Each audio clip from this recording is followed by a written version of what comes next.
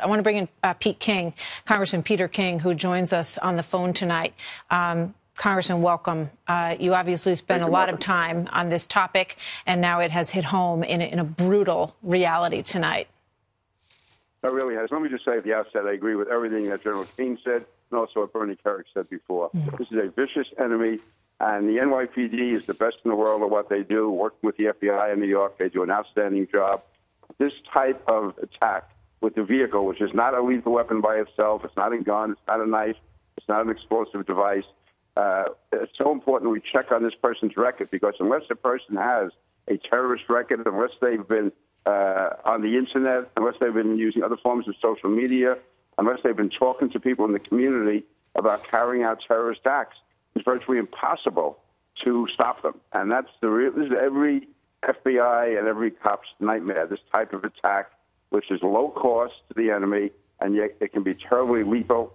And it shows how evil and diabolical they are. And it also shows how wrong the critics have been over the years, who have been critical of the NYPD for, they say, too much surveillance, for overstressing this issue. The only way we can stop it locally is through increased surveillance, neighborhood surveillance, community surveillance. That means using undercovers. It means using informants. It means going through every bit of social media that we can. And so any event, by the way, the police officer who shot that terrorist today, what a hero he is. Yeah. I mean, if he had not gotten those, what might have happened. Incredible, and you can see in some of the video that we saw today, individuals kind of, running behind a car trying to get an angle on this guy as he's darting around. And I think about the bravery of those individuals, and one of them may have been that police officer. It's hard to tell on that video. But, Congressman King, I also think back to when you had a panel on counterterrorism in Washington, and it was titled something about Islamic extremism in the United States. They wouldn't even let you call it that, and wanted to open it up to other forms of extremism that could be discussed on the panel. And what General Jack Keane is saying, and Bernard Kerik, the former police commissioner, is wake up. The country needs to understand that we are literally and figuratively under attack. And until we really deal with it in that way and take it on, and I have to say that President Trump dealt with it that way during the campaign, clearly calling it out for what it is. And we've been through, a long period where we weren't allowed to say that. How do we accomplish that goal?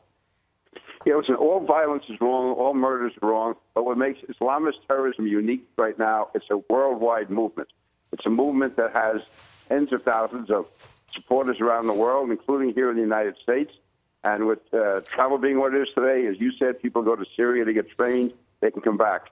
Europeans who can come into our country without applying for a visa, they've gone to Syria, they get trained, they go back to Europe, they can come into the country. We have people here in this country, as we've seen, just on Long Island where I live, we've had any number of terrorist plots stopped and people arrested, people serving long prison sentences. We had one person actually go to Afghanistan. So as Bernie said before, they're going to kill us unless we kill them first. And we have to stop being politically correct. We have to stop being apologetic. You're right. I had those hearings 6.5 years ago. You would have thought that I was Adolf Hitler, the way I was being attacked. And yet of the 3 witnesses I had, 2 of them were Muslims, and one was an African-American whose son was a Muslim convert. They were there to talk about the danger and the damage that Islam has caused to Muslim communities in this country. 99% of the people are good people, but the fact is there are elements that are dangerous to our country, and the community has to cooperate more. And I've said this a million times, when the FBI was going after the mafia, they went into the Italian-American community. When they were going after the Westies, it was the Irish-American community. If you're going after Islamist terrorism, you have to monitor the Muslim community. That's where it's coming from, and that's the reality. You have to stop being politically correct, stop being apologetic, and realize there's an enemy that wants to kill us in the most diabolical way. This guy today killing innocent people on a bike path, people standing around, attacking a school bus with disabled kids. What an absolute disgrace.